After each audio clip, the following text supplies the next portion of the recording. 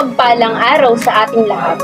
Ang aming ginawang IMs ay tinatawag naming interaktibong laro na kung saan sa gawain ito ay mahihikayat ang mga mag-aaral na makalahok sa klase.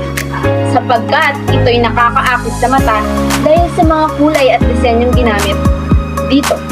Dagdag pa rito ang musika na mas nakakapukaw ng atensyon ng mga mag-aaral. Sa larong ito, ang bawat kahon ay may nakahandang katanungan na tumutugon sa LOTS o Lower Order Thinking Skills. At kapag ang bawat katanungan ay nasagot ng tama, ay magkakaroon ng karagdagang katanungan sa mga mag-aaral na nag-uudyok sa kanila na gamitin ang kanilang HOTS o Higher Order Thinking Skills. Ang larong ito ay tumutugon sa UDL o Universal Design for Learning na layong punan ang pangangailangan ng lahat ng estudyante.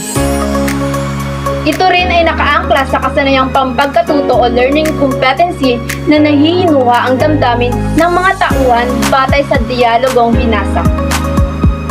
Upang mas lalo pa ninyong maintindihan, ay may inihanda kaming halimbawa kung paano ito gamitin. Ngayong tapos na nating talakayin ang pabulang pinamagatang Silanggam at Sitipaklong, ngayon naman ay magkakaroon tayo ng gawain. Ang larong ito ay tatawagin nating Piliin Mo Ako. Sino ang nais na maunang sumagot? Ma'am, ako po, ma'am. Okay, Carla, maaari ka na bang pumili ng numero? Number 2 po, ma'am. Maaari mo bang basahin ang pahayag ng may emosyon at damdamin? Aba, aking kaibigan, tuloy ka at maupo. Sino kaya ang nagsasalita sa pahayag na ito? Si Tipaklong po, ma'am. Tingnan natin kung tama ang iyong kasagutan.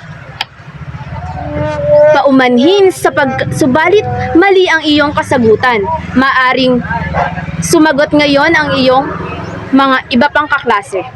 Ma'am, ako po, ma'am. Maaari ka nang pumili ng numero. Number 7 po, ma'am. Okay, tingnan natin.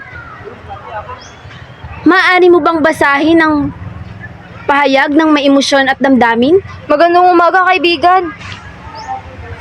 Sino kaya ang nagsasalita sa pahayag na ito? Si Tipaklong po, ma'am. Tingnan natin kung tama ang iyong kasagutan. Magaling, tama ang iyong kasagutan.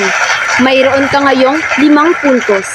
Kung nais mo pang magkaroon ng 5 pang puntos, ay sagutin mo ang susunod na pahayag. Gusto mo bang magkaroon pa ng 5 puntos? Opo, ma'am.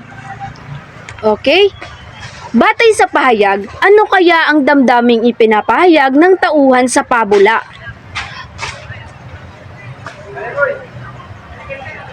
Parang wini-welcome niya po, ma'am, ang iyang kaibigan. Okay, tumpak ang iyong kasagutan. Maraming salamat sa pakikilahok sa gawaing ito.